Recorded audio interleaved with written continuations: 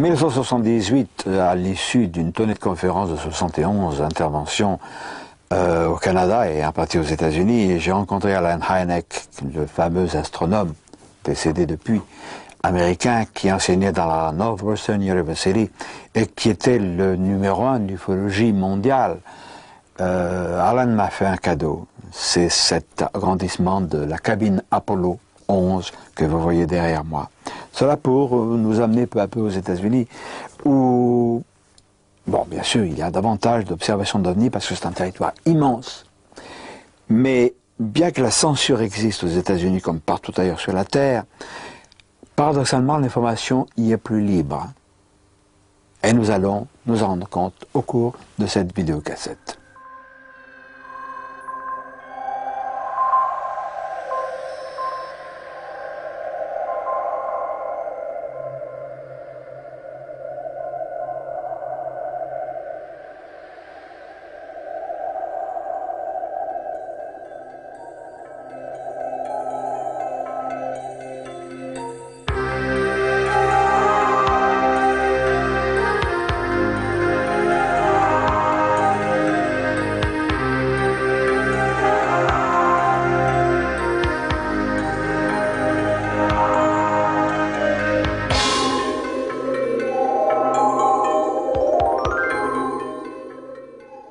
Bien sûr, aux États-Unis aussi, de nombreuses personnes se moquent des ovnis.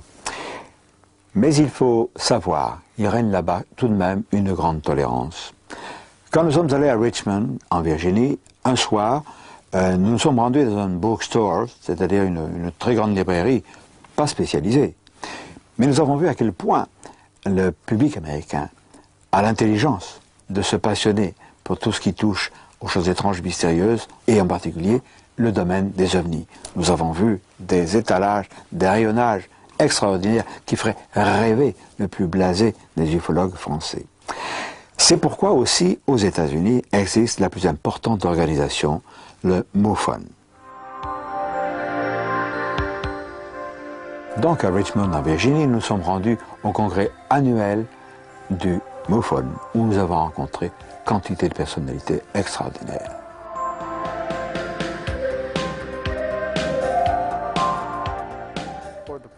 En France, le MUFON n'est pas connu.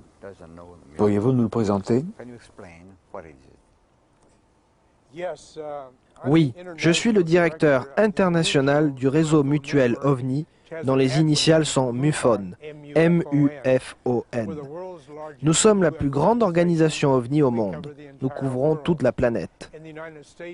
Aux États-Unis, nous avons un directeur pour chaque État et nous divisons chaque État dans un groupe de comtés où des directeurs de section supervisent les enquêtes sur les OVNI dans leur secteur. C'est ainsi que nous obtenons nos données brutes qui deviendront nos rapports et nos études. Nous avons environ 167 consultants qui sont titulaires d'un doctorat. Ce sont des docteurs en médecine, des psychiatres et même des vétérinaires, des chirurgiens et autres. Nous avons également plus de 200 personnes qui sont titulaires de maîtrise, que nous appelons des chercheurs spécialisés, afin de couvrir un vaste champ de compétences. Parce que l'ufologie, d'un point de vue scientifique, aborde de nombreux domaines. Nous avons découvert que 80 à 90% de nos données brutes s'avéraient être quelque chose de banal pouvant être expliqué. Le plus souvent, il s'agit de débris venant de l'espace ou de la planète Vénus, ou bien la Lune vue sous des conditions inhabituelles. Des choses naturelles, des avions publicitaires et ainsi de suite. Mais 10 à 20% défient toute explication. C'est ce que nous appelons les ovnis et c'est ce qui nous intéresse. Parmi ces cas résistants à toute explication, nous allons citer bien sûr celui de Gulf Breeze, qui est un golfe près de Pensacola, en Floride. Et là, nous allons constater que les autorités font un blackout particulier parce qu'elles sont directement impliquées. C'est Donald Ware, un remarquable ufologue américain, qui va nous en parler. Depuis ma retraite de l'armée de l'air américaine, je suis ufologue et j'ai vu des ovnis, 7 fois dans la région de Gulf Breeze et Pensacola. C'étaient des observations d'OVNI du type lumière rouge, parfois des lumières blanches. Ce ne sont pas des observations rapprochées comme Ed Walters a pu le photographier. Sur 18 observations photographiques, il a pu prendre 41 bonnes photos d'engins extraterrestres. Sur 2 des photos, l'OVNI évoluait à environ 1 mètre du sol. Il y a eu beaucoup de cas. Et combien? Je pense environ 600 pendant les 4 ou 5 dernières années pour cette région. Notre équipe de recherche, pour une période de 18 mois, a répertorié des observations d'OVNI 175 fois.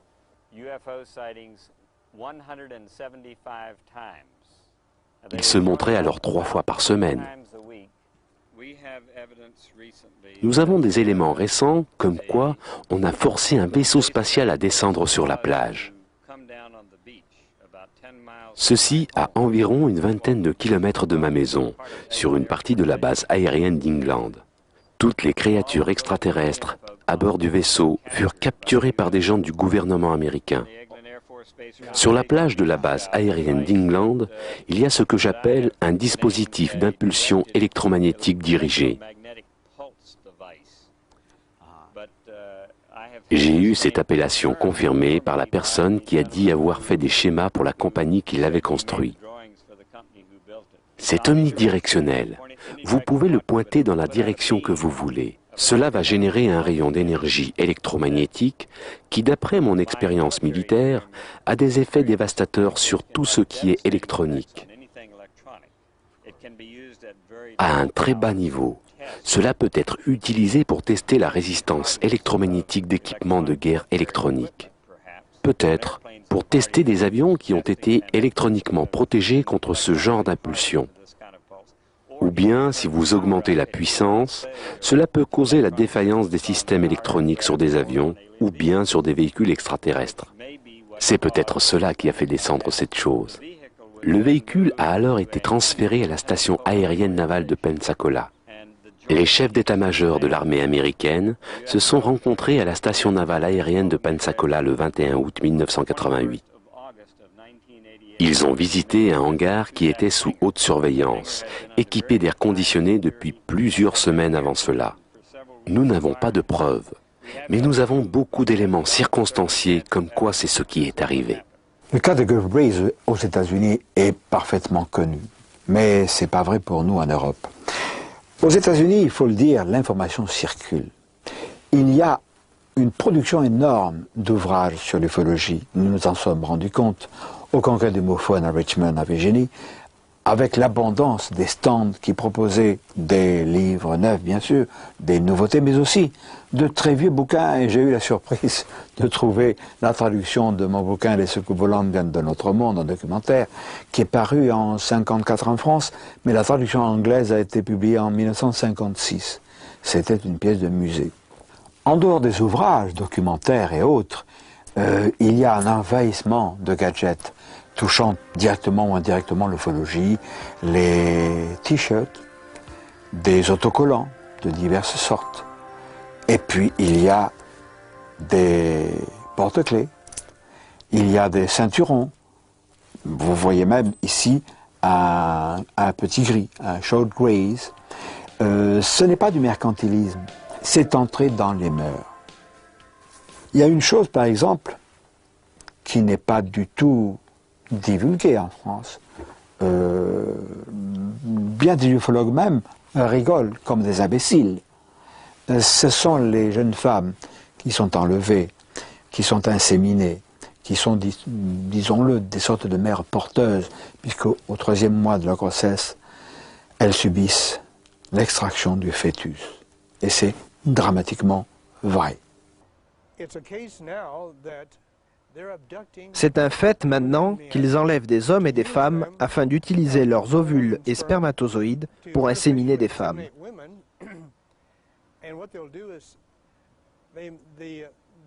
Alors elles sont enceintes pour environ 2 à 3 mois et durant la nuit le fœtus est enlevé et emmené quelque part. Nous ne savons pas où. Ils les placent dans des cages en verre. Il y en a des murs entiers. Et là, le bébé est amené à maturité. Je connais personnellement 64 personnes qui ont été à bord de véhicules extraterrestres. Et la plupart d'entre elles ont pris part à un programme d'hybridation.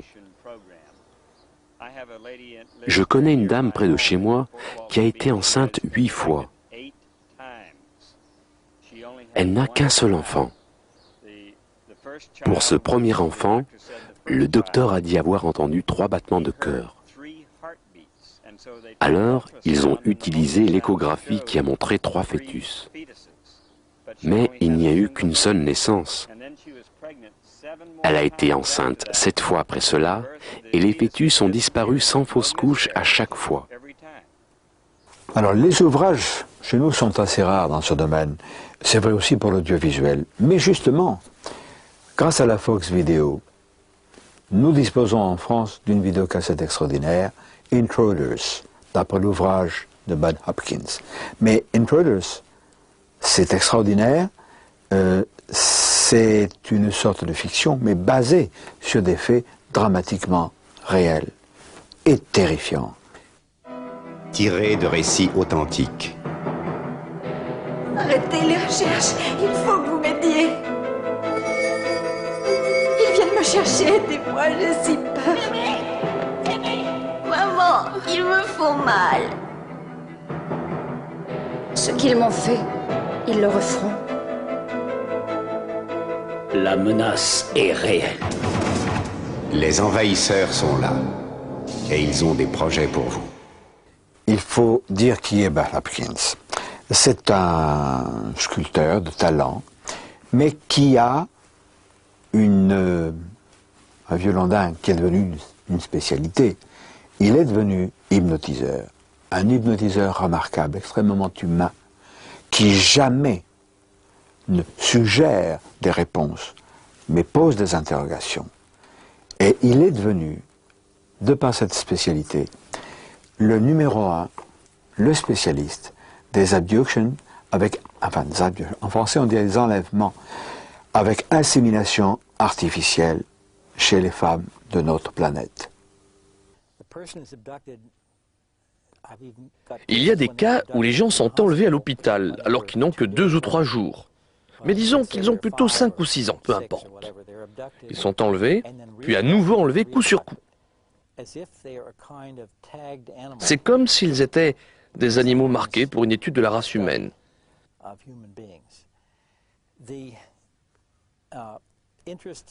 L'intérêt de ceux qui sont dans les ovnis est très clairement exprimé dans le film. Ils se focalisent sur ce qui est génétique et reproduction. Des échantillons de sperme et d'ovules sont prélevés sur les hommes et les femmes. La personne est enlevée plusieurs fois. Dans le cas d'une femme, le plus souvent, celle-ci est enlevée et inséminée.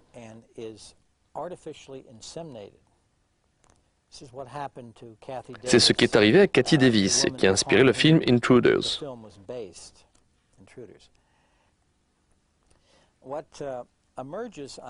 Ce qui ressort sous hypnose, et même parfois des souvenirs qui reviennent naturellement, c'est que la femme est à nouveau enlevée et que le fœtus en développement est retiré.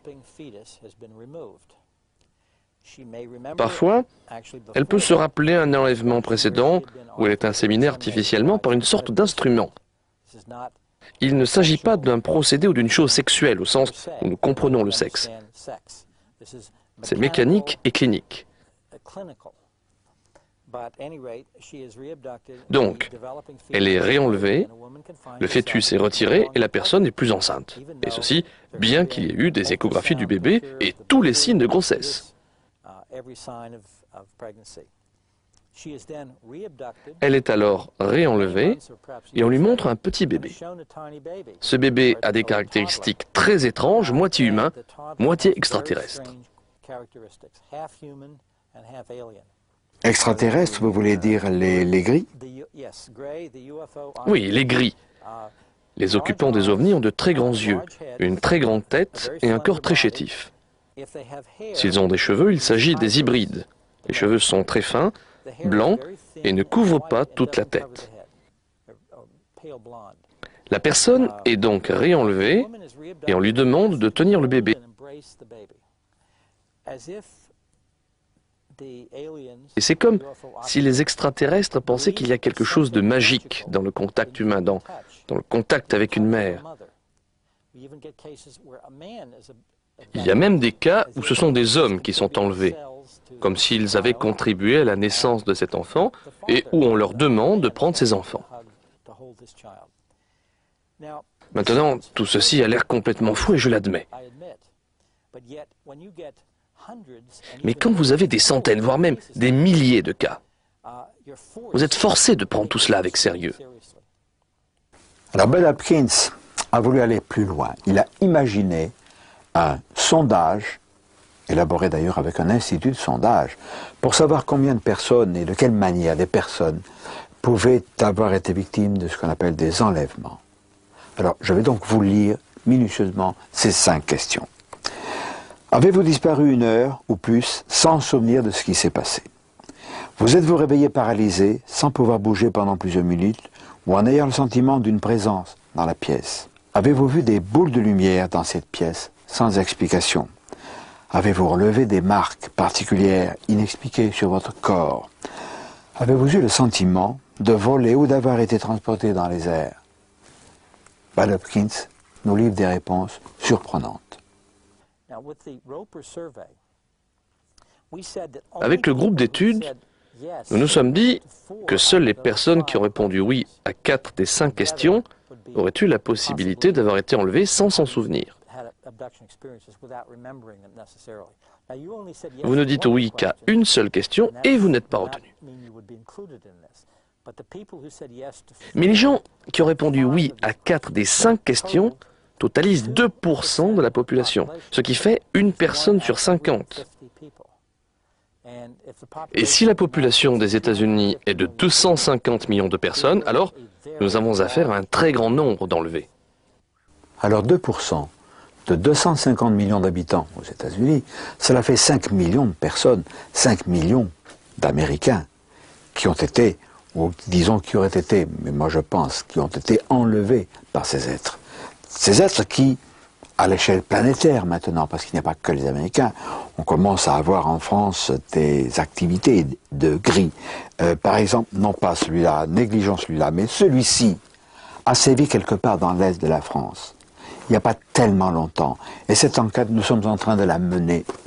Alors, pour en revenir à ce phénomène mondial, nous ne connaissons pas exactement les intentions des gris. Oh, bien sûr, assimilation, mutilation, mais les autorités se taisent. Je le répète, c'est le blackout. Alors, il faut aller plus loin et écouter ceux qui ont fait des constatations, ceux qui ont enquêté, ceux qui savent.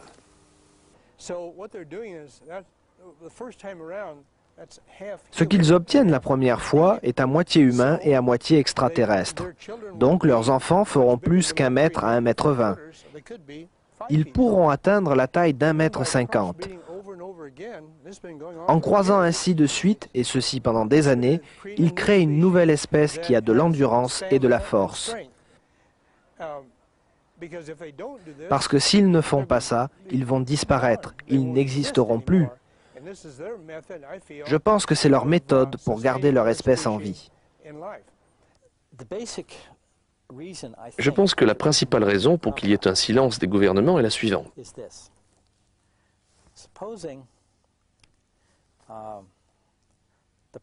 Supposons que le président de la République annonce ceci. Mesdames et messieurs, les extraterrestres sont présents dans notre environnement, nous ne pouvons rien y faire. Ils peuvent surpasser en vol tout ce que nous avons. Ils enlèvent des Français, des hommes, des femmes et des enfants la nuit. Ils ramènent ces personnes en effaçant leur mémoire et en les utilisant pour faire des expériences. Nous ne pouvons rien y faire. Pour couronner le tout, nous ne savons pas où tout cela doit aboutir. Nous ne savons pas finalement s'ils se montreront amicaux ou non. Je vous ferai savoir quand nous en saurons plus. Merci et bonne nuit. Je pense que ce serait la panique. Et aucun gouvernement, François Mitterrand ou un autre, ne prendra les devants pour avouer une telle faiblesse. Nous sommes prisonniers. Oui, c'est entre leurs mains. Il n'y a rien que nous puissions faire. Maintenant, et c'est très important, je ne les vois pas comme des ennemis qui nous malmèneraient de façon délibérée. Ils n'ont pas l'air de faire ça. Ce ne sont pas des amis qui nous aident non plus. Ils sont ici pour leurs raisons. Il est malheureusement difficile, sinon impossible, d'en savoir davantage sur le comportement, sur les motivations des extraterrestres en raison de la censure du blackout appliquée par les gouvernements, tous les gouvernements. C'est pourquoi un groupe de gens courageux aux États-Unis ont créé Operation Right to Know, opération droit de savoir, sous-entendu, voir la fin du secret sur les ovnis et les extraterrestres. Et parmi les fondateurs de ce mouvement se trouve Ed Komarek. Opération Droit de savoir est une organisation internationale que nous avons créée pour obtenir des gouvernements du monde entier la divulgation des secrets concernant les ovnis.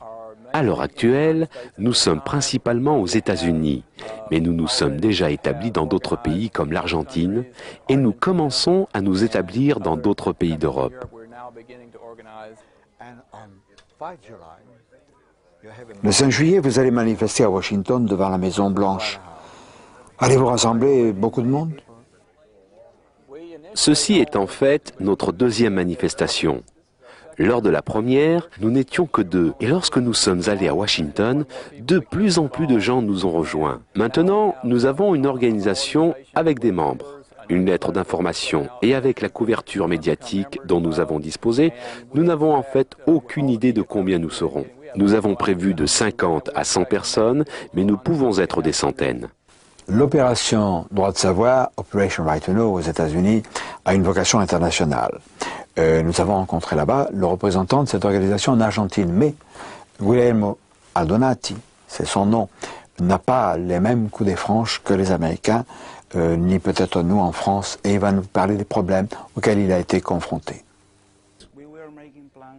Nous avons établi des projets pour faire une manifestation analogue à celle qui va avoir lieu lundi prochain à Washington.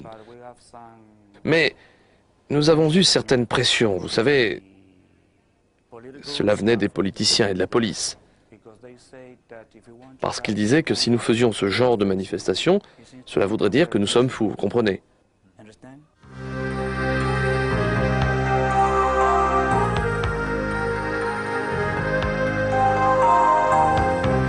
Le 5 juillet 1993, nous allons à Washington, la capitale fédérale des États-Unis, retrouver Operation Right to Know et sa manifestation devant la Maison-Blanche.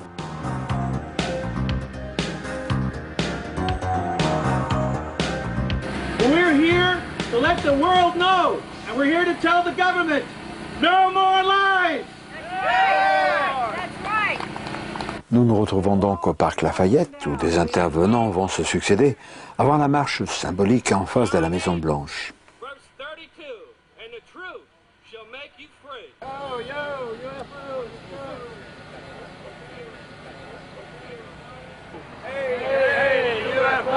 People have a right to know. Hey, UFOs, people have a right to know. Hey, hey, UFOs, people have a right to know. Hey, hey, UFOs, people have a right to know. Hey, hey, UFOs, people have a right to know. Hey, hey, UFOs, people have a right to know. Hey, hey, UFOs, people have a right to know.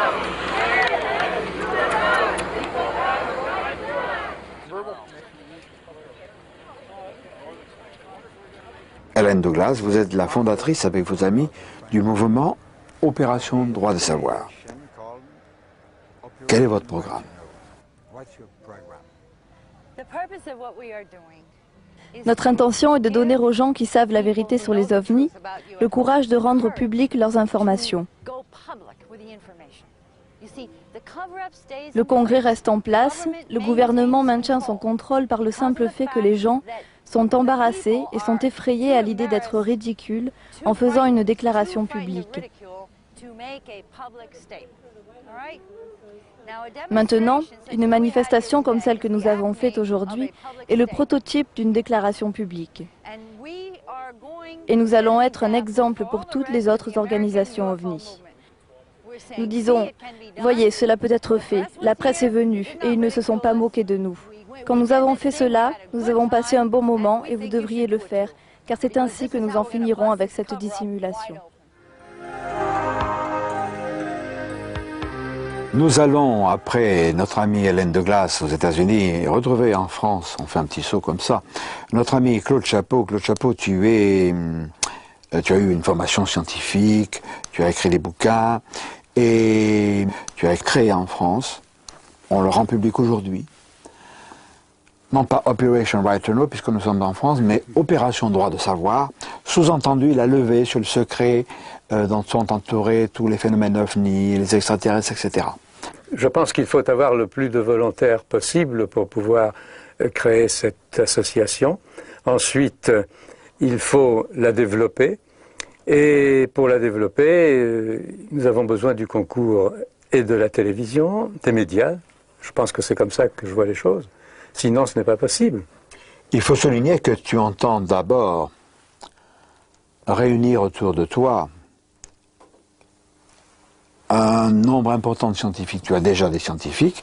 Il faut que les hommes de science, intelligents et honnêtes, qui n'ont pas peur de se commettre avec des gens comme Claude Chapeau, qui est quand même lui aussi un scientifique, et qui a le courage de secouer la poussière des interdits pour dire « nous sommes confrontés à un phénomène dont on sait parfaitement qu'il s'agit d'engins matériels venus d'ailleurs, essayons d'aller un peu plus loin ».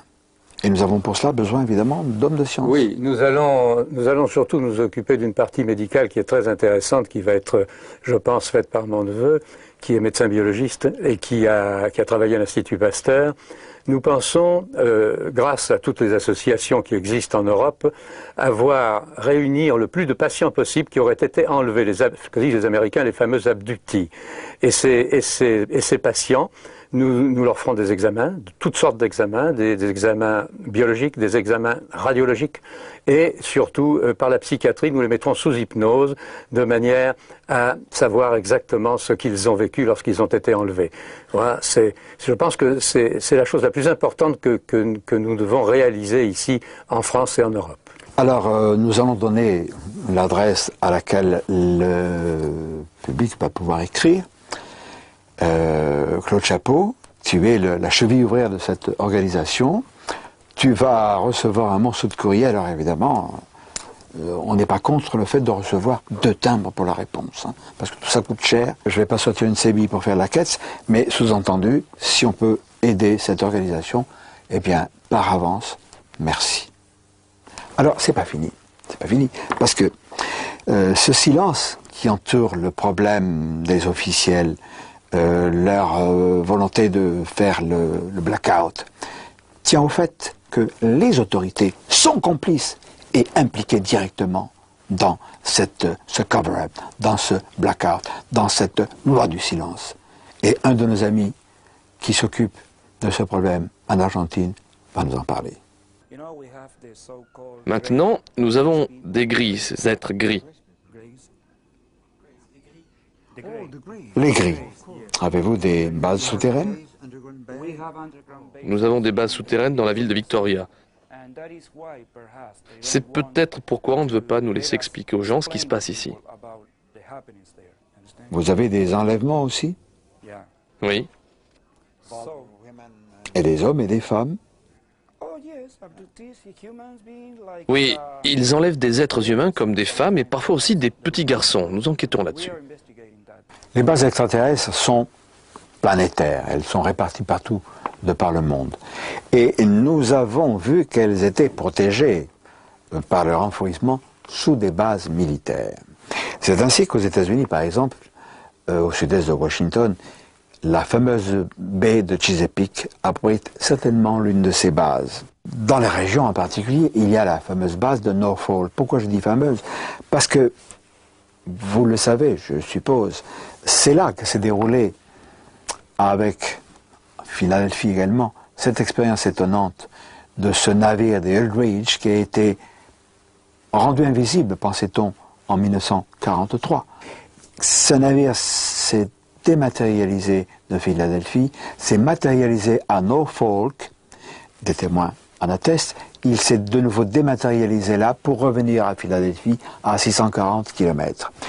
Nous sommes allés à Norfolk, nous avons vu certaines installations, nous avons vu notamment sur les cartes, parce que ce n'est pas des panneaux touristiques qui l'indiquent, qu'il existe dans une zone au sud-sud-est de la baie de Chesapeake, une zone avec des perturbations magnétiques. Alors, est-ce que ces perturbations magnétiques sont liées à une base, comme il en existe une, pas très loin de New York, où se déroule le Montauk Project, qui met en activité des manipulations temporelles. Et c'est fantastique. C'est un tout petit premier pas vers les manipulations du temps en tant que dimension temporelle, et donc des voyages dans le temps.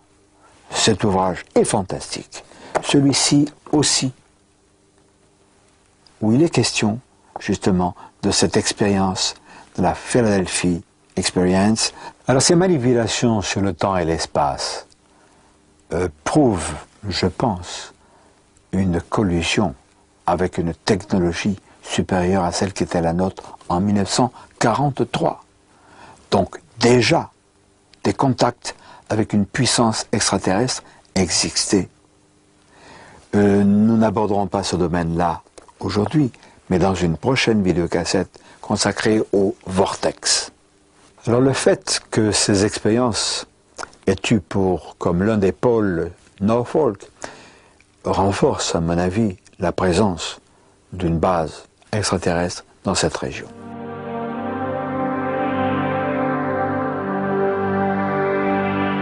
Pour en savoir plus sur les bases extraterrestres et leurs activités, dirigeons-nous vers le Nouveau-Mexique.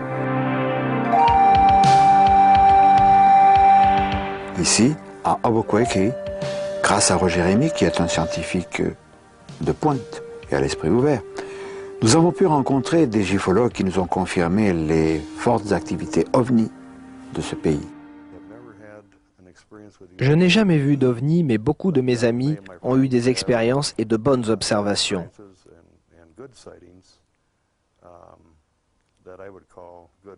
C'est ce que j'appellerais des observations sérieuses. Ce n'était pas seulement une étoile filante ou un avion ou quelque chose comme ça.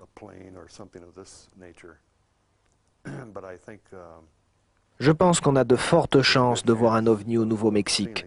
C'est une très bonne région. Pourquoi ici et pas au Manitoba ou en New Hampshire ou en d'autres États des États-Unis?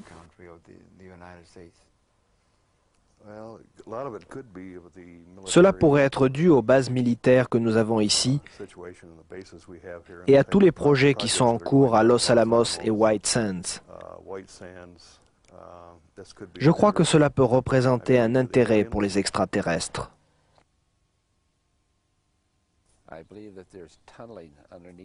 Je pense qu'il y a des tunnels souterrains. Et je crois que les ovnis se déplacent à l'intérieur de ces tunnels. Ils doivent entrer dans ces tunnels en faisant une sorte de distorsion temporelle.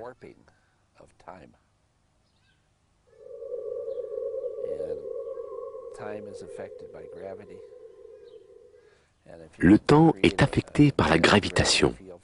Si vous pouvez créer un champ gravitationnel très intense pour quelques secondes, alors vous pouvez changer l'espace-temps.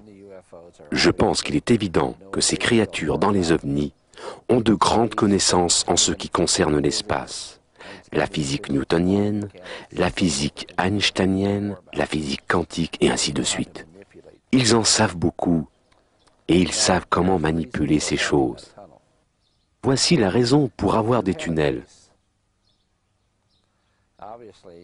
Si vous avez une base, de toute évidence, une base militaire comme Cortland ou comme Los Alamos, celle-ci se trouve au milieu de régions habitées où il y a beaucoup de gens. Si vous avez des ovnis qui décollent et qui atterrissent de Los Alamos ou qui décollent et atterrissent de Cortland, il est évident qu'un grand nombre de gens vont les voir. Pour être plus clandestin, pour être plus secret, vous volez dans les tunnels et vous sortez à un endroit où personne ne va y prêter attention. Je pense qu'il y a des tunnels qui vont du mont Arculeta à Los Alamos. Je pense aussi qu'il y a des tunnels dans d'autres endroits du Nouveau-Mexique. Peut-être qu'ils partent du VLA. Ce sont de très grandes antennes. Le Very Large Array est une installation de radiotélescope, une succession d'immenses coupoles, comme nous le voyons, qui utilise le principe de l'interférométrie. Megacity, justement, utilise ce Very Large Array. Megacity, dont on a dit qu'il faisait des recherches sur les communications extraterrestres, moi je veux bien. Il semble en réalité qu'il y ait là aussi, là-dessous, une notion d'étouffoir, minimiser le programme de recherche sur les ovnis pour monter Megacity. Paul Picard a d'ailleurs écrit un ouvrage remarquable sur le phénomène ovni, sur les recherches, et nous parle de ce Megacity. Au Nouveau-Mexique, il y a eu de nombreux crashs d'ovnis. Nous le répétons, on ne le répétera jamais assez. Et l'un de ces crashs a été transposé en Suisse par Sidney Sheldon dans ce bouquin publié aux Presses de la Cité, qui est une fiction basée sur des faits. C'est passionnant.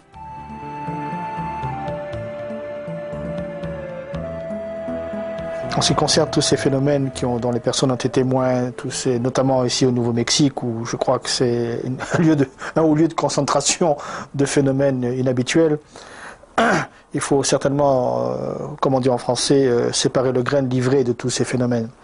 Et quand on a fait ce travail, on s'aperçoit qu'il reste un substrat de phénomènes inexpliqués dans le domaine des crashs. Et depuis 1947, je crois avoir dit au cours d'une de nos entrevues que j'ai eu entre mes mains des samples, des échantillons de matériaux.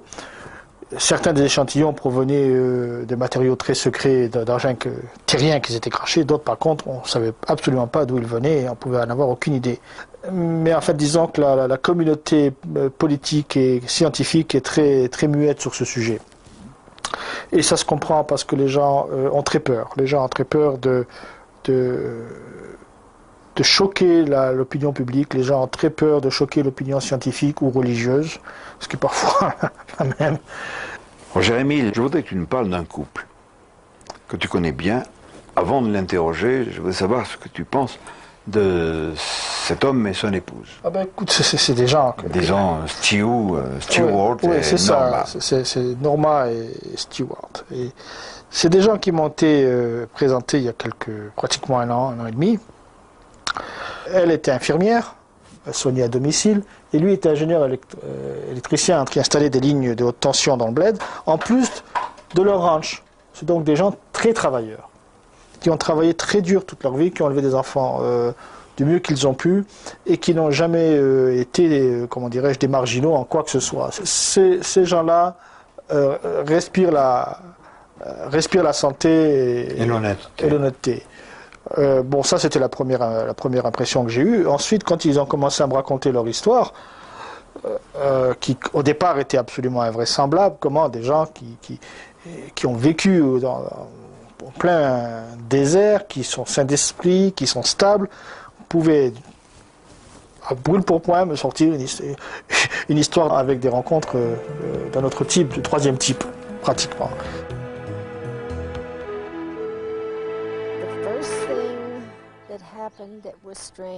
La première chose étrange qui est arrivée a été mon observation avec mon mari et ma fille la plus âgée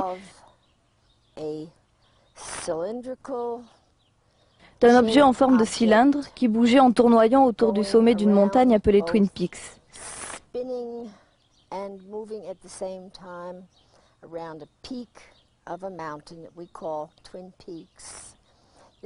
C'est dans les environs d'une région que nous appelons Mangus, au Nouveau-Mexique. C'est arrivé une fois avec mon mari, ma fille et moi-même,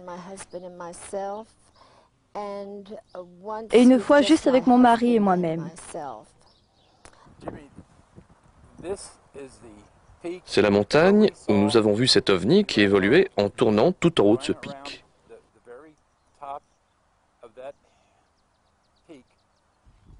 C'était durant le jour ou la nuit? Dans le courant de la journée, je dirais que ce serait à peu près à cette heure-ci dans l'après-midi. Est-ce qu'il reflétait la lumière du soleil ou est-ce qu'il avait ses propres lumières? Non, il n'y avait pas de lumière dessus, c'était une sorte de couleur aluminium argenté.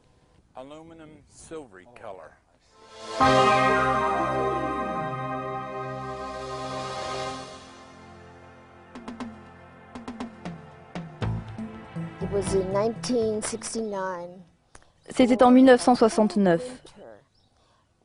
Pendant un hiver entier, nous avons eu cette étrange pulsation sonore qu'on entendait sans pouvoir savoir d'où cela venait. C'était comme si on était surveillé. C'était vraiment très étrange. La première fois où c'est arrivé, nous nous sommes levés. Nous nous sommes assurés que la radio n'était pas allumée, que la cafetière n'était pas branchée. On a éteint la télé qu'on essayait de regarder. Et ce son a continué à pulser. Et c'est arrivé tout au long de l'hiver. On se disait, bien, il nous surveille à nouveau. Et on n'y a plus vraiment prêté attention.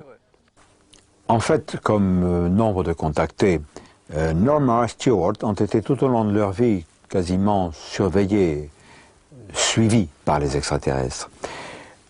Stewart nous a emmenés dans leur ranch, là où justement lui et son épouse, Norma, ont vécu d'étranges aventures.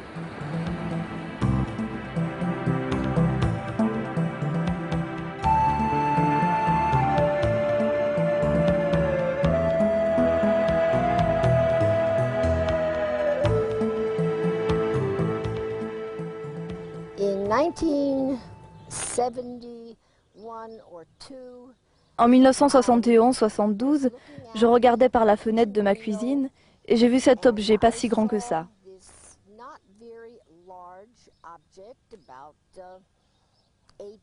Environ 25 mètres de longueur pour à peu près 12 mètres de largeur.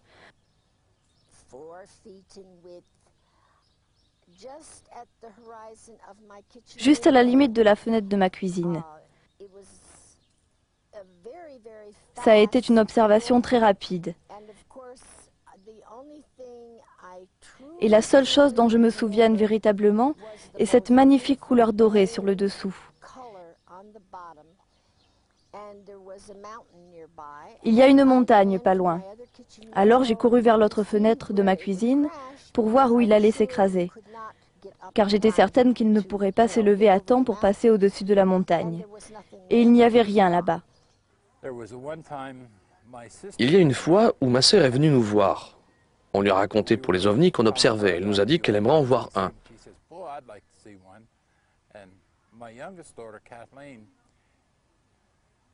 Kathleen, ma plus jeune fille, lui a dit comme en plaisantant, on devrait aller dehors, c'était la nuit, il y en a un qui devrait nous passer au-dessus. Et bien sûr, il y en a un qui nous a survolé juste au-dessus des arbres, avec ses lumières allumées. Ma sœur était absolument étonnée qu'elle ait pu voir une chose pareille. Et nous étions étonnés que ce se soit passé comme Kathleen l'avait dit, viens dehors et on en verra un.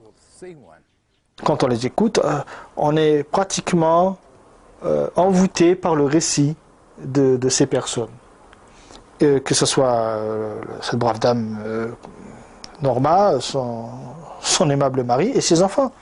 Donc quand même, ça serait une conspiration familiale. Impensable.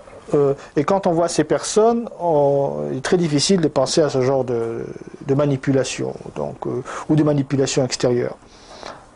Donc il ne fait aucun doute qu'ils disent la vérité. Ils ont été du reste traumatisés puisqu'ils ont maintenu ça sous cap pendant au moins 15 ans. Et qu'il a fallu un énorme climat de confiance et d'affection pour qu'ils puissent parler.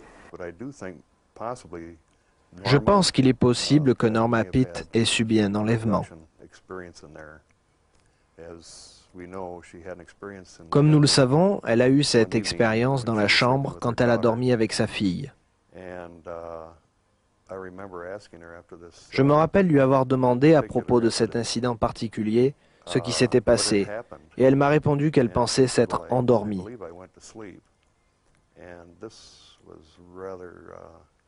Et c'est plutôt un bon signe en faveur d'un enlèvement. Ma fille, je suppose, dormait sur le ventre. J'étais couchée sur le dos. C'était juste avant que je m'endorme. J'ai ouvert les yeux et j'ai vu un cercle de lumière blanche sur le plancher de la chambre. Mais cela venait à travers le toit, comme ceci.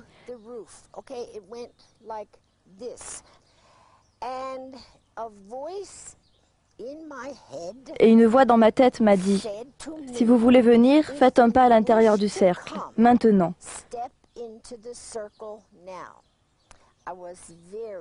J'étais très effrayée. Je ne pouvais pas savoir qui c'était ou ce que c'était.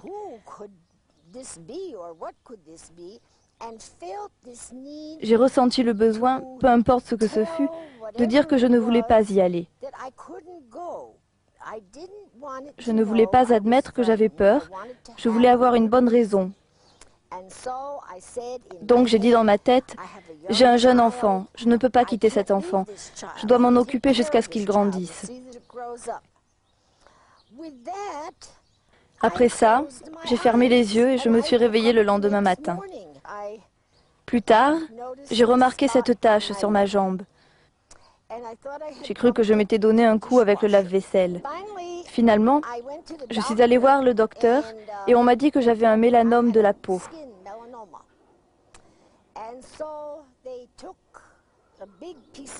Ils ont fait un gros prélèvement sur ma jambe pour me dire après que je n'avais pas de mélanome.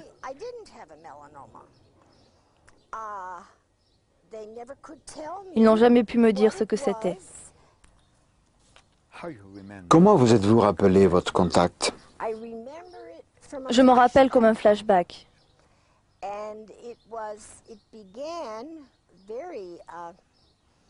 Ça commence alors que je suis très calme et que je suis à l'intérieur d'une pièce qui est ronde et d'un gris cotonneux.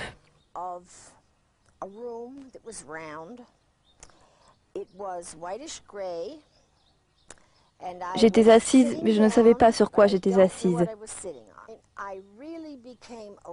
J'ai commencé à vraiment faire attention à la créature. Et c'était effrayant. Les yeux étaient très globuleux et très marron foncé, presque noirs. Brillants, très perçants.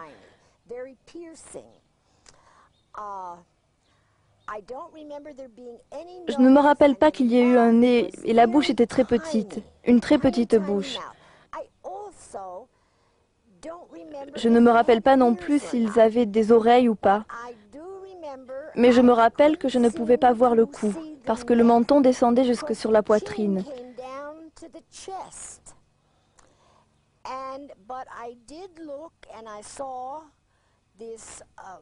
J'ai regardé et j'ai vu ses mains, ses bras, et il y avait 3 doigts. Alors j'ai réalisé combien c'était différent de tout ce que j'avais pu voir, et je suis devenue alors très agitée.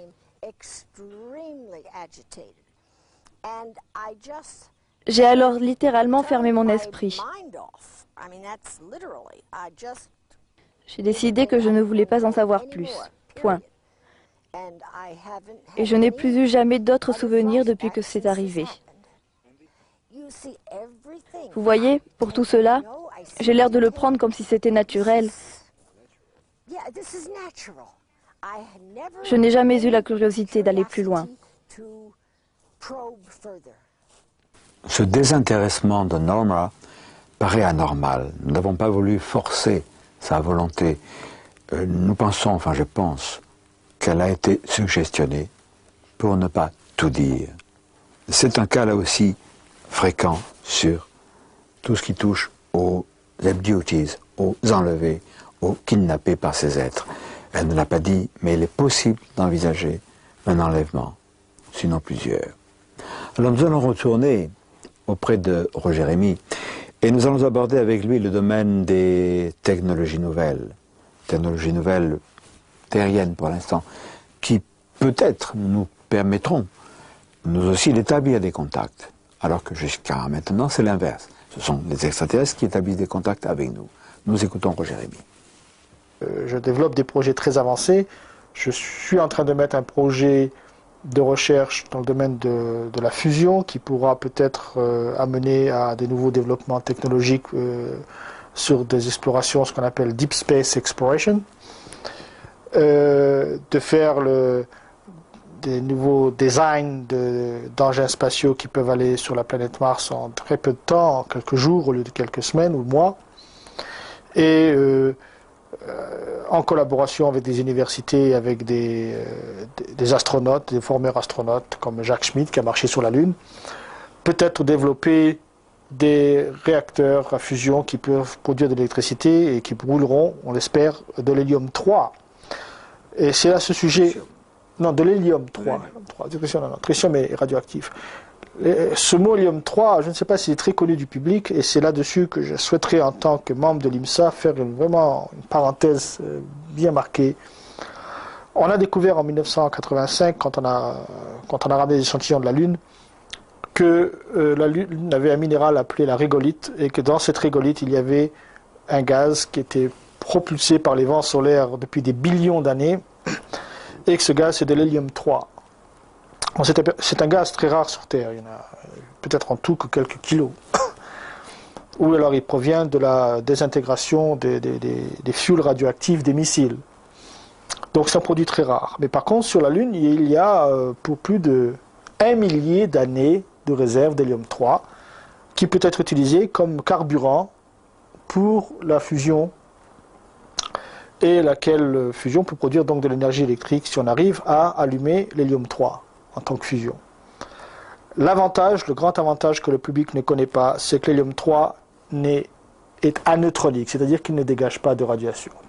Donc il est certain que nous n'avons pas tellement le choix d'avoir des progrès très substantiels dans le domaine à la fois des matériaux et de l'efficacité des conversions énergétiques. Et qui plus est, d'avoir des énergies propres, qui ne polluent pas, où il n'y a pas de déchets radioactifs. Donc quand on arrive déjà à cette progression intellectuelle et technique, le pas est presque franchi d'ouvrir la fenêtre pour l'espace. Concernant ces techniques avancées, nous allons vous proposer un document tout à fait extraordinaire. Il a été obtenu à partir de la navette spatiale américaine, donc en plein espace. Filmé lors de la mission STS-48 de septembre 1991, cette image représente une partie du globe terrestre plongée dans l'obscurité de la nuit. Dans le coin supérieur droit de l'écran, vous voyez le ciel ou l'espace. C'est au centre de ce rond qu'apparaît l'objet en cause. Jusqu'à présent, son mouvement ne semble pas anormal. Mais vous remarquerez qu'un flash va se produire sur la gauche de l'écran. Alors l'objet va modifier brutalement sa trajectoire, ce qui implique des caractéristiques de vol impossibles à atteindre pour des engins terrestres connus. Vitesse maximale 320 000 km/h, accélération 14 000 G, c'est-à-dire 14 000 fois l'intensité de la pesanteur que nous subissons à la surface de la Terre. Sur cet agrandissement, nous verrons mieux ce changement de direction et vous remarquerez aussi un trait lumineux qui semble frôler l'objet après cette modification de cap. Donald Ratch, qui a participé à l'opération Droit de savoir, va nous conter dans quelles circonstances il a obtenu accidentellement ces images étonnantes.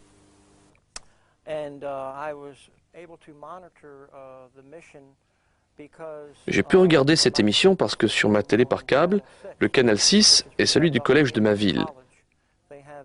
Et sur leur campus, ils ont une antenne satellite. Ils reçoivent les signaux de la NASA qui viennent de l'espace. Le signal est ainsi passé par la télé par câble et je l'ai enregistré avec mon magnétoscope. J'ai ainsi enregistré 12 heures d'émission. Et quand j'ai regardé celle-ci, j'ai remarqué qu'un segment appelé événement numéro 2 montrait un objet montant le long de la limite de la Terre. Celui-ci passait le long de la courbure de la Terre et alors un flash lumineux apparaît. L'objet réagit à ce flash lumineux comme si quelque chose lui tirait dessus. L'objet fait un tournant de 145 degrés et sa vitesse augmente de 3 fois. Et après une seconde et demie, il y a 2 lignes lumineuses qui sont lancées depuis la Terre vers l'objet, comme si on lui tirait dessus.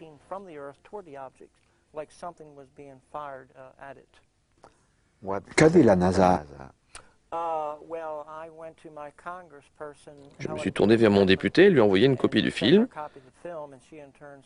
Elle a alors transmis à la NASA. Ils ont envoyé une réponse dans laquelle ils maintenaient que l'objet était un débris et que ce débris n'était qu'à quelques trentaines de centimètres de la caméra. J'ai alors envoyé le film à Richard Hoagland, qui avait fait des études sur les monuments de Mars. Lui et un docteur en physique ont analysé le film et sont arrivés à la conclusion que l'objet n'était pas à quelques mètres, mais à 2800 km de la caméra. Vous remarquerez que la NASA a parlé de débris de glace. De glace, pas de glace à la vanille, bien sûr, ni de glace de morceaux de miroir, non, mais d'une glace qui se forme autour de la navette.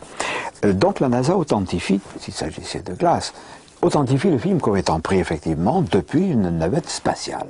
Ça, c'est très important. Mais la manière, la vitesse dont le déplacement de cet engin, tout ça, est quelque chose de tout à fait bizarre et insolite qui ne correspond pas avec notre technologie. Alors peut-on invoquer une origine extraterrestre pour cet objet? Pourquoi pas? Mais alors pourquoi ces flashs, ces tirs soi-disant laser? D'après Roger Rémy, il pourrait s'agir d'une nouvelle technologie mise en œuvre par l'Air Force. Bon, nous savons que l'Air Force travaille sur des projets extraordinaires. Voici un document émanant de la NASA. Oh, nous ne l'avons pas volé, nous ne l'avons pas dérobé. C'est un document qui est disponible. Et il fait état de choses tout à fait étonnantes dans le domaine de la technologie. Sur ce document, il est question par exemple de projets de véhicules spatiaux utilisant la fusion, et cette fusion amorcée par des tirs laser. L'important dans le film de la navette spatiale, c'est qu'il y a une anomalie qui est gênante. Cet objet, à l'évidence, n'est pas touché par les tirs des faisceaux laser ou autres. Est-ce qu'il ne s'agirait pas d'une technologie mixte, élaborée avec le concours des extraterrestres? Mais précisons que ces recherches de pointe, selon Roger Rémy, qui est quand même placé pour le savoir parce qu'il fait partie de ces chercheurs de pointe, peut avoir une seule origine terrestre. Il a peut-être raison. Peut-être que les chercheurs d'aujourd'hui, des chercheurs d'avant-garde, ont réalisé ce que nos visiteurs ont accompli et se sont dit, mais pourquoi pas nous? Et qu'ils se sont lancés dans cette voie.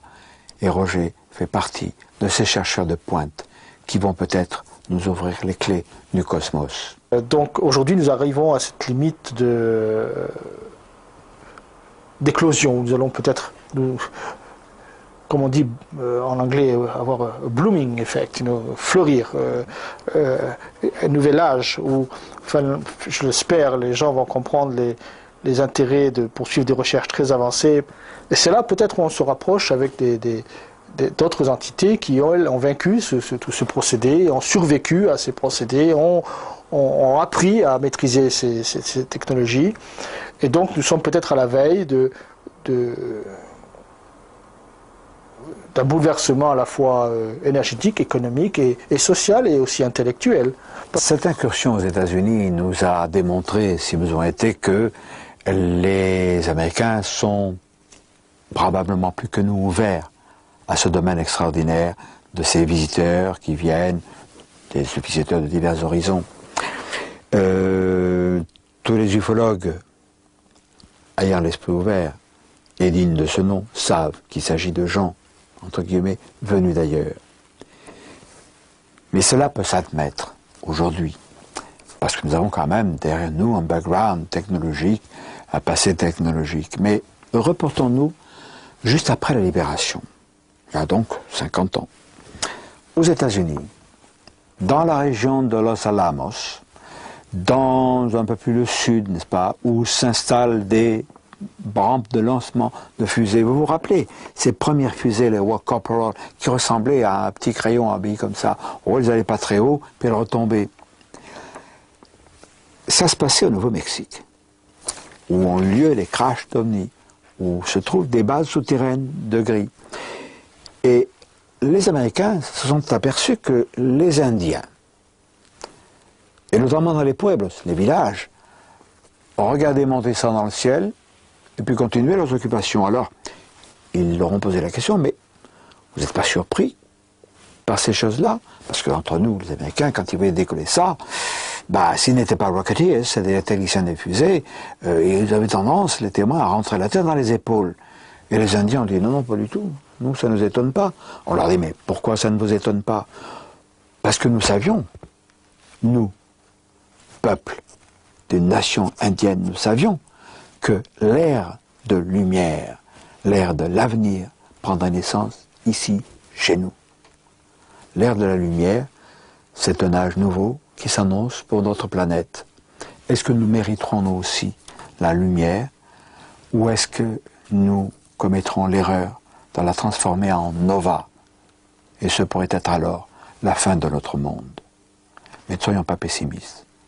Les portes du futur, si c'est ainsi que nous appelons notre collection, vous réservent d'autres surprises, probablement moins dramatiques. À bientôt.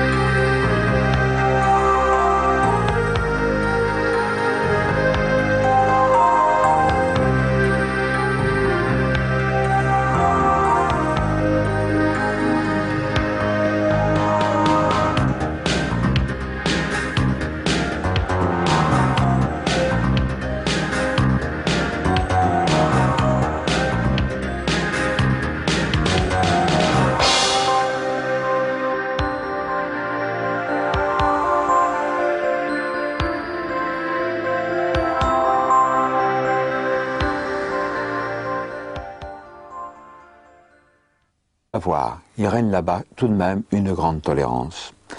Quand nous sommes allés à Richmond, en Virginie, un soir, nous nous sommes rendus dans un bookstore, c'est-à-dire une très grande librairie, pas spécialisée. Mais nous avons vu à quel point le public américain a l'intelligence de se passionner pour tout ce qui touche aux choses étranges, mystérieuses, et en particulier le domaine des ovnis. Nous avons vu des étalages, des rayonnages extraordinaire qui ferait rêver le plus blasé des ufologues français. C'est pourquoi aussi aux États-Unis existe la plus importante organisation, le MUFON. Donc à Richmond en Virginie, nous sommes rendus au congrès annuel du MUFON où nous avons rencontré quantité de personnalités extraordinaires.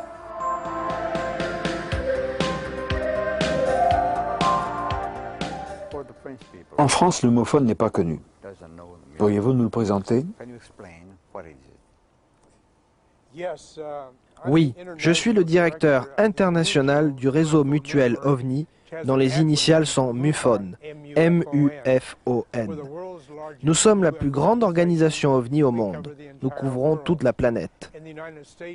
Aux États-Unis, nous avons un directeur pour chaque État et nous divisons chaque État dans un groupe de comtés où des directeurs de section supervisent les enquêtes sur les OVNI dans leur secteur. C'est ainsi que nous obtenons nos données brutes qui deviendront nos rapports et nos études. Nous avons environ 167 consultants qui sont titulaires d'un doctorat. Ce sont des docteurs en médecine, des psychiatres et même des vétérinaires, des chirurgiens et autres.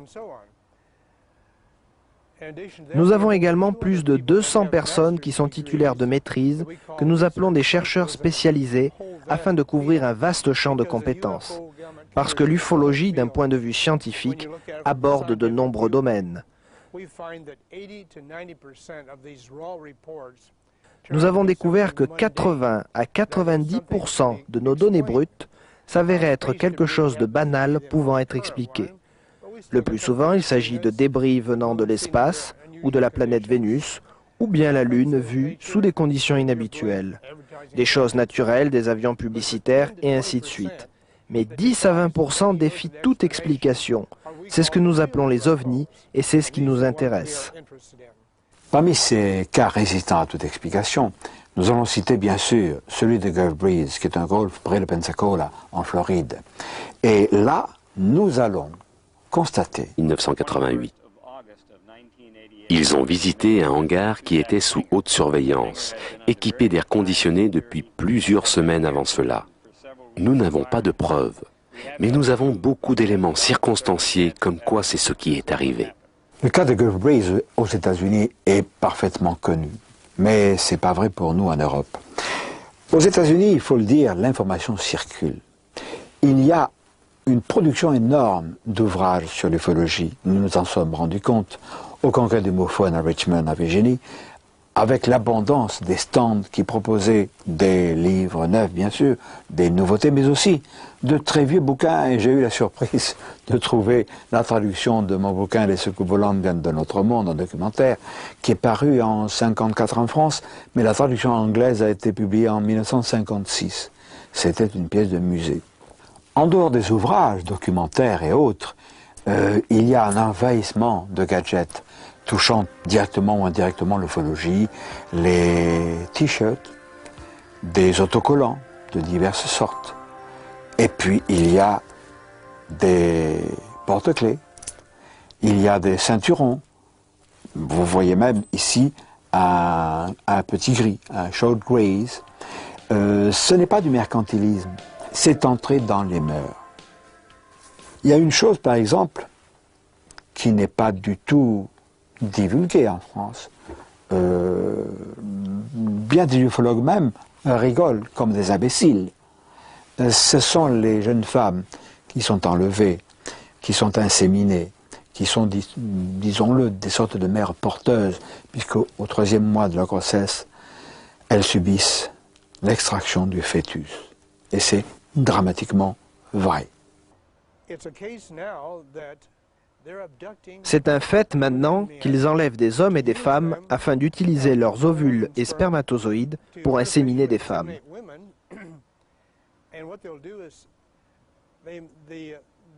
Alors elles sont enceintes pour environ 2 à 3 mois et durant la nuit le fœtus est enlevé et emmené quelque part. Nous ne savons pas où. Ils les placent dans des cages en verre. Il y en a des murs entiers. Et là, le bébé est amené à maturité. Je connais personnellement 64 personnes qui ont été à bord de véhicules extraterrestres. Et la plupart d'entre elles ont pris part à un programme d'hybridation. Je connais une dame près de chez moi qui a été enceinte 8 fois. Elle n'a qu'un seul enfant. Pour ce premier enfant, le docteur a dit avoir entendu 3 battements de cœur. Alors, ils ont utilisé l'échographie qui a montré 3 fœtus. Mais il n'y a eu qu'une seule naissance. Elle a été enceinte 7 fois après cela, et les fœtus ont disparu sans fausse couche à chaque fois. Alors, les ouvrages chez nous sont assez rares dans ce domaine.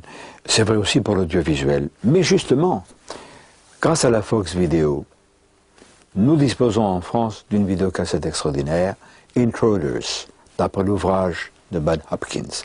Mais Intruders, c'est extraordinaire, c'est une sorte de fiction, mais basée sur des faits dramatiquement réels et terrifiants. Tiré de récits authentiques. Arrêtez les recherches, il faut que vous m'aidiez. Ils viennent me chercher, aidez-moi, j'ai si peur. Maman, ils me font mal. Ce qu'ils m'ont fait, ils le referont. La menace est réelle. Les envahisseurs sont là. Et ils ont des projets pour vous. Il faut dire qui est Bud Hopkins. C'est un sculpteur de talent, mais qui a un violon dingue qui est devenu une spécialité. Il est devenu hypnotiseur, un hypnotiseur remarquable, extrêmement humain, qui jamais ne suggère des réponses, mais pose des interrogations.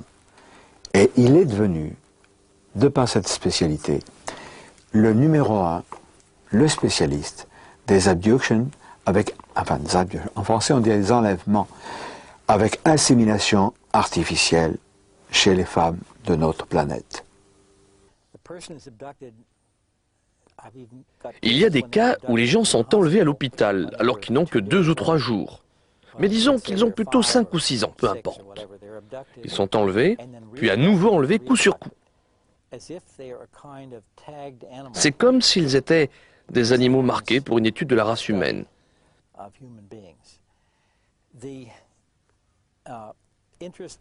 L'intérêt de ceux qui sont dans les ovnis est très clairement exprimé dans le film. Ils se focalisent sur ce qui est génétique et reproduction. Des échantillons de sperme et d'ovules sont prélevés sur les hommes et les femmes. La personne est enlevée plusieurs fois. Dans le cas d'une femme, le plus souvent, celle-ci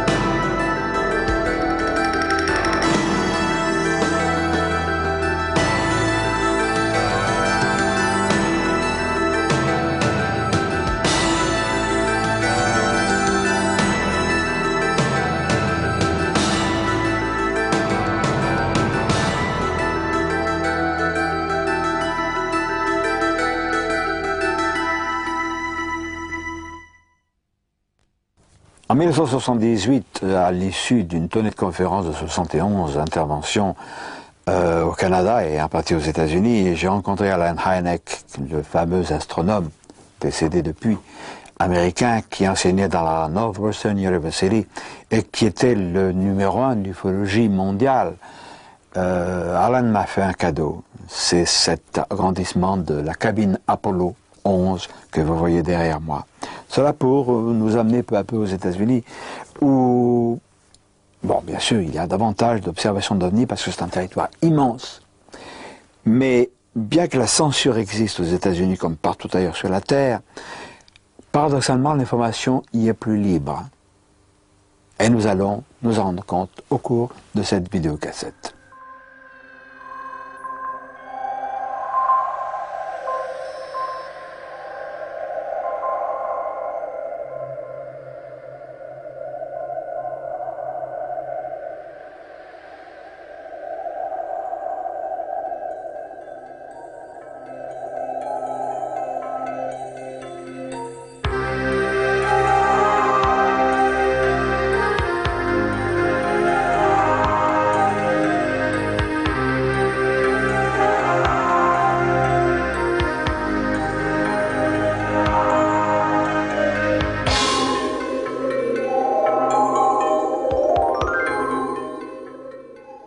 Bien sûr, aux États-Unis aussi, de nombreuses personnes se moquent des ovnis.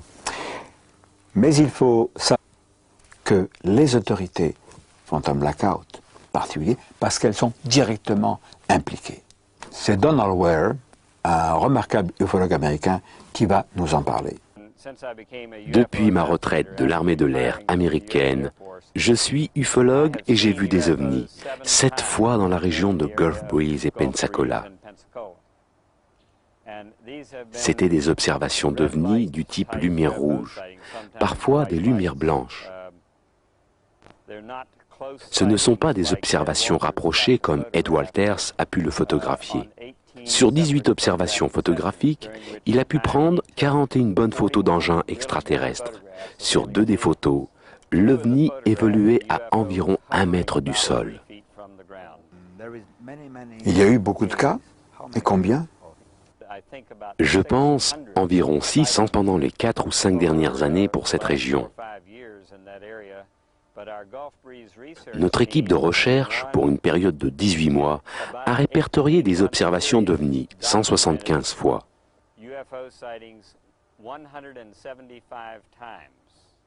Ils se montraient alors 3 fois par semaine. Nous avons des éléments récents comme quoi on a forcé un vaisseau spatial à descendre sur la plage. Ceci à environ une vingtaine de kilomètres de ma maison, sur une partie de la base aérienne d'England. Toutes les créatures extraterrestres à bord du vaisseau furent capturées par des gens du gouvernement américain. Sur la plage de la base aérienne d'England, il y a ce que j'appelle un dispositif d'impulsion électromagnétique dirigée. J'ai eu cette appellation confirmée par la personne qui a dit avoir fait des schémas pour la compagnie qui l'avait construit. C'est omnidirectionnel. Vous pouvez le pointer dans la direction que vous voulez. Cela va générer un rayon d'énergie électromagnétique qui, d'après mon expérience militaire, a des effets dévastateurs sur tout ce qui est électronique. À un très bas niveau, cela peut être utilisé pour tester la résistance électromagnétique d'équipements de guerre électronique. Peut-être pour tester des avions qui ont été électroniquement protégés contre ce genre d'impulsion. Ou bien, si vous augmentez la puissance, cela peut causer la défaillance des systèmes électroniques sur des avions ou bien sur des véhicules extraterrestres. C'est peut-être cela qui a fait descendre cette chose. Le véhicule a alors été transféré à la station aérienne navale de Pensacola. Les chefs d'état-major de l'armée américaine se sont rencontrés à la station navale aérienne de Pensacola le 21 août